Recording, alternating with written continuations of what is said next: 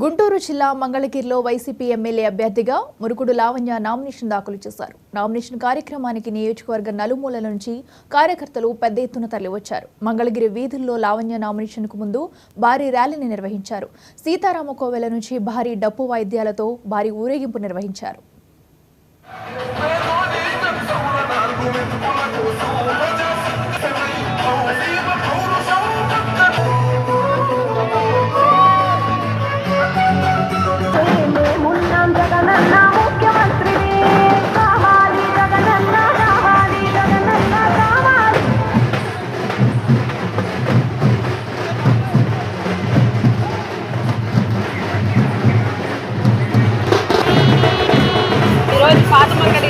పాత మంగళగిరి సీతారామ కోవెల దగ్గర నుంచి మేము ర్యాలీగా వెళ్ళి మరి నామినేషన్ దాఖలు చేస్తున్నాము.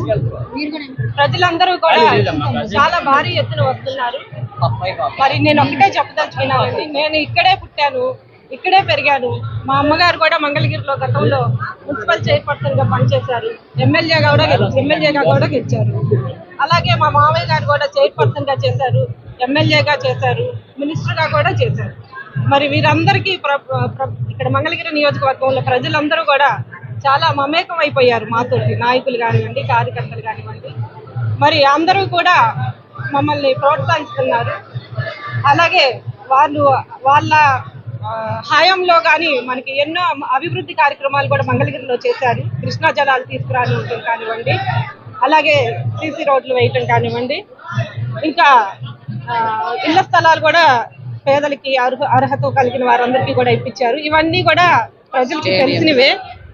మరి ర్యాలీగా బయలుదేరి సీతారామస్వామి కోవెల దగ్గర నుంచి ఎంసీ ఆఫీస్ వరకు మరి ర్యాలీగా బయలుదేరి నామినేషన్ వేయడానికి రెడీ వేస్తున్నాము ఈ రోజున. మరి ప్రజలందరూ చూశారు, లోకేష్ గారి నామినేషన్ 18వ తారీఖున జరిగింది. మరి ఆయనకి స్వయంగా నామినేషన్ వేయడానికి కూడా తీరిక లేదు. అంటే పెత్తందారులకి కింద ఉన్న వాళ్ళ చేత ఏదైతే అజమాయిషీ చేసి పనులు పురమాయిస్తారో అదే విధంగా మరి నామినేషన్ కూడా అదే రకంగా చూసాం ఈ రోజున మనం.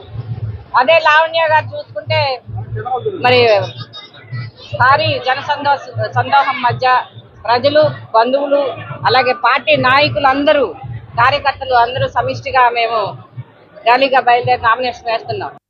గౌరవ ముఖ్యమంత్రి వైఎస్ జగన్మోహన్ రెడ్డి గారి ఆశీస్సులతో మంగళగిరి నియోజకవర్గ వైఎస్ఆర్సీపీ అభ్యర్థినిగా బీసీ మహిళ, చేనేత ముద్దు బిడ్డ శ్రీమతి మురుగుడు లావణ్య గారిని ఎంపిక చేయటం నిజంగా మంగళగిరి నియోజకవర్గంలోని ప్రజలకే కాదు, ఈ రాష్ట్రంలో ఉన్న చేనేత వర్గాలందరూ కూడా చాలా సంతోషాన్ని వ్యక్తపరుస్తున్న తీరు నేడు చూస్తున్నాం.